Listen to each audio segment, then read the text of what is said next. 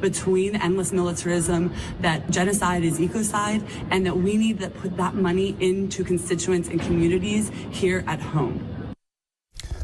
Genocide is ecocide, apparently. Gary Mond is the chairman of the National Jewish Assembly. First of all, it's not a genocide. It is factually not a genocide, what is happening in Gaza. Factually, that is wrong. Gary, what do you make of this clown? Well, firstly, our hearts go out to the families of those who've lost their lives and who've been injured and who've been massively displaced by this absolute horrendous disaster in California. I think that has to be said to start with. But to actually link what's happened in California with what's going on in Israel is ludicrous. What is happening is there is a war going on where Israel is seeking to wipe out a terrorist organization that was initially responsible for murdering 1,250 people back on the 7th of October last year, and could easily bring an end to the war by simply surrendering and releasing all the hostages it holds. And the actual idea to make a comparison between the two is insanity. There's no other words for it. I should also add that you might have heard that former Cabinet Minister Michael Gove has actually, who's now the editor of The Spectator, has actually said that the Israel Defense Forces deserve to win a Nobel Peace Prize for their contribution to peace. And he's right. I missed that one. That will certainly be another controversial statement from him.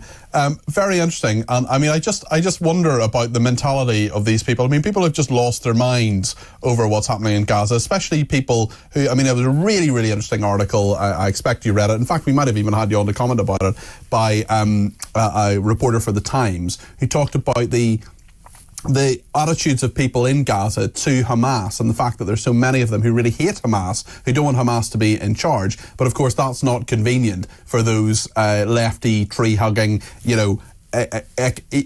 ecocide, climate disaster, climate catastrophe people who linking all this together in this bizarre word soup like the person we just watched there. Well, the attitude of people living in Gaza, I think, has changed over time. Sadly, back in October last year, Hamas was seen as winners, and they enjoyed massive support from the ordinary people of Gaza, many of whom were actually affiliated with Hamas. Over time, they've been seen to be doing less well and are now losing. And so those who are opposed to Hamas are starting to speak with louder voices. And of course, the only ultimate solution here is for Hamas to be removed and for all the people of Gaza, especially the younger people, to be properly educated so that they can in future live in peace with their neighbouring Israelis.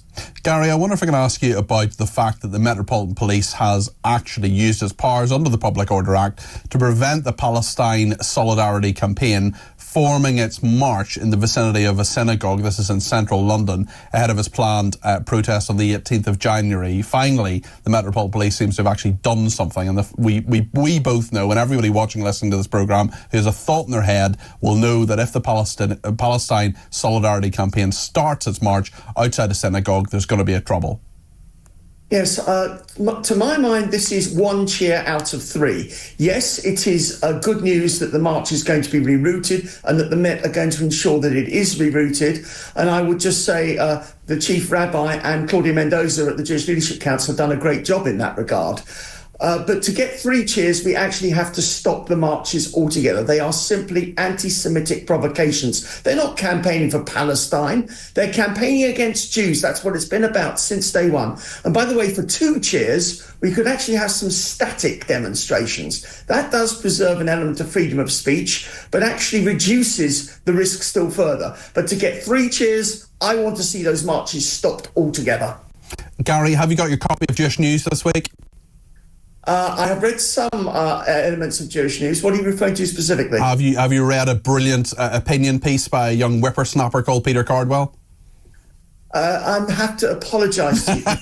There's a piece in Jewish News this week. Have a look in your copy about anti-Semitism in Ireland. It is absolutely disgraceful what's happened there. I'm sure you're aware of President Michael D. Higgins and the fact that he and the Taoiseach, the Prime Minister of Ireland, and the Foreign Affairs Minister, none of them put out anything to do with Hanukkah. They put it out for all sorts of different festivals on their social media. Nothing to do with Hanukkah. Ireland is probably, as you know far better than I do, one of the most pro-Palestinian countries in the world, and there is unfortunately so much anti-Semitism there. We've talked about it in this programme, but yes, I have an article in Jewish News, so you can have a look at that, Gary. But listen, thank you for joining me today.